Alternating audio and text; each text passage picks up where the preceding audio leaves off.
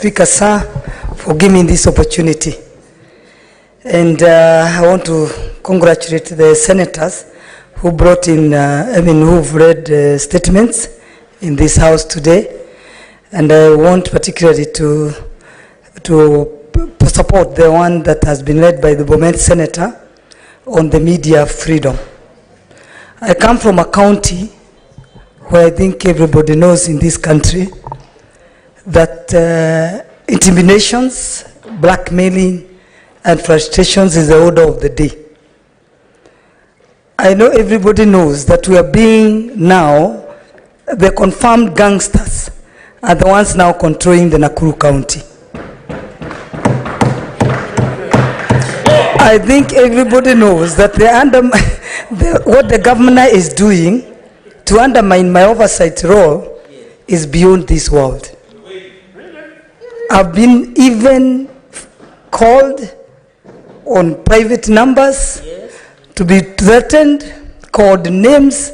I think you've never seen me entering there like a Mulevi, but I'm being called Mulevi, all sorts of names. But for me now, you've seen even all the lawyers, when they joined hands, they went to demonstrate because of the rule of law. I mean, the way the governor is not obeying the rule of law. And she sent goons who had to throw stones to those lawyers, the learned friends, and they could not even finish the statements that were reading. You've had nowhere in this country where judges have given up on a case and say they are not going to represent the public on a certain case. You've seen even Chief Justice Kome calling upon how our governor has disobeyed the court orders. Going there now, where our people, the electorate, who came out early morning to elect a governor thinking that she will take them to the next level. We need the Committee for Legal to write a stern letter to the governor and warn her that if she continues that way, the senator will bring a vote of no confidence in this house. And I know you're all going to support me because we cannot allow this. They are saying they are the ones killing devolution, that we are killing devolution, but they are the ones killing the devolution. I think the COG should call our governors and caution them because they are the ones killing devolution. I think we need support from the Speaker of this House because we continue that way. There is no use of having governors in counties. In fact, Nakuru County are saying it's better they stay without a governor than having Governor Susan Keheka. And I'm not ashamed to say this. Thank you.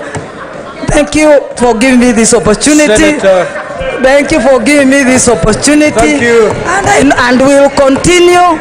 And the senators should continue, should not be intimidated to do their oversight. She will ensure that we bring order in all the counties, starting with Nakuru County. Thank you. Asante. God bless. Senator Ledama.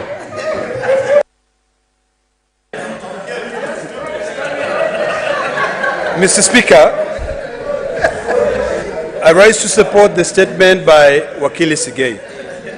And Mr. Speaker, the statement by Wakili Sigei should worry all of us. We are here as the ombudspersons of the citizens who have elected us to come here. If the other ombudspersons who are journalists write about what is happening in counties, you hear statements from county governors that the senator has bought those journalists. Mr. Speaker, the threat, the dangers that our young men and women who are doing their job are facing today, if we don't stand firm, nobody will be able to report. Mr. Speaker, if you come to Nairobi from Machakos County, you'll see a big billboard with President Ruto. It says, if you see something, say something. That is the message that we want to pass to all the journalists out there. If we cannot be able to defend them, for them to be able to give us information, like for instance, Mr. Speaker, today, one anonymous journalist has sent me a clip and said, Governor Narok using public transport, using trucks owned by the county government to build his own property. If that journalist did not send me that information, how else would I have known? Correct. So, Mr. Speaker, that statement by Wakili Sigei should be taken very seriously. Because freedom of speech, freedom of expression, freedom of information will all be curtailed. Mr. Speaker, the distinguished senator from Vihiga has stated here clearly that two senators here have moved to court to seek for certain information which will help us carry out our oversight.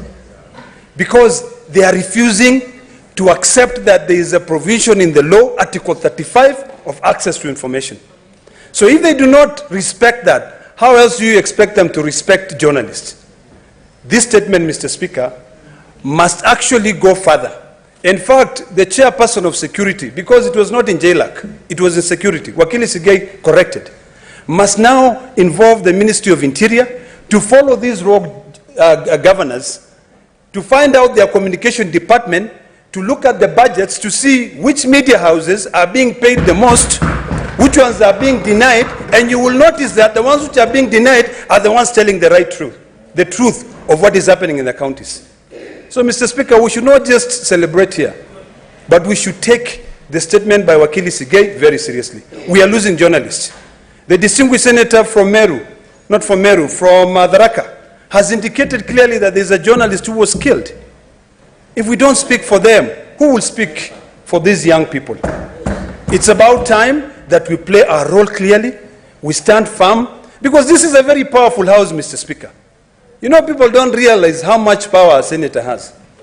We are the ones who send the money to the governors. Who says that we cannot all conspire and decide we are not sending any money to them? And this is why I keep on saying, Mr. Speaker, even the Auditor General has got to change the way they carry out their audits. If you audit financial statements, what are you going to see? The statement that I brought earlier today is to be able to look at the performance of that budget, because that is where they are using money to be able to divert money to pay for other things, because they know at the end of the day, when the Auditor General comes, so long as they have all their ducks in a row, their financial statements, they'll get a clean audit.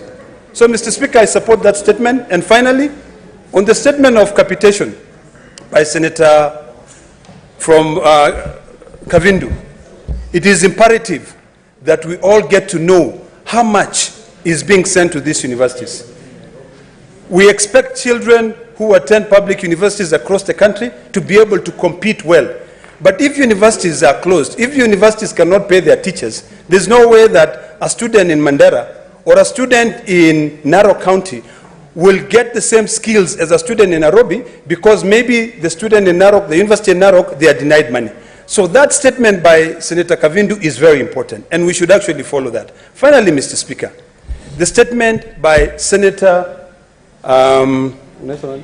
Hamida, I always forget names sometimes.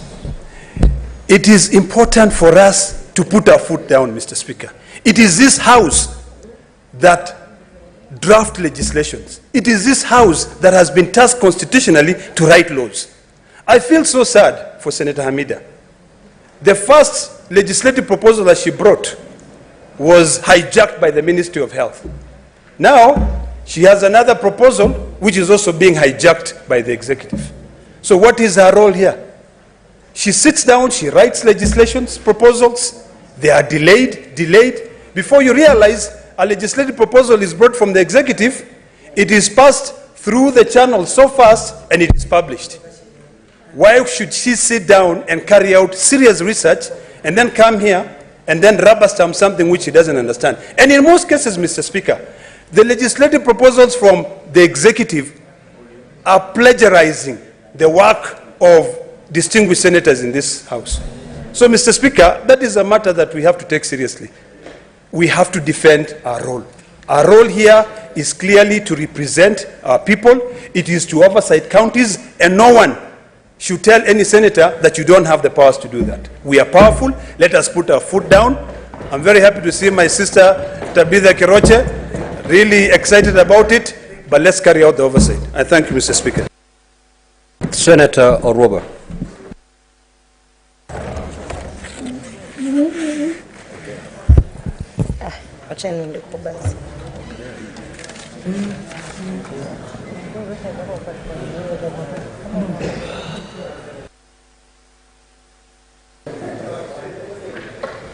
Thank you, Mr. Speaker. I would like to comment on two statements. On the statement of the delayed of issuance of passports by Senator Mbugua. Mr. Speaker, this issue of delayed passport has been discussed on different forums, Mr. Speaker. And I have personally gone out to do my own investigations with my own resources, Mr. Speaker, only to find out that, Mr. Speaker, as much as we have challenges with some of the systems that are there, Mr. Speaker, one of the things that we are refusing to acknowledge and highlight is that we have incompetent people who are actually leading. What is your point of order, Senator Faki? I thought the statement which was to be read by Senator Mbugua was not read. It was deferred. Yes. Senator Gloria, have your seat.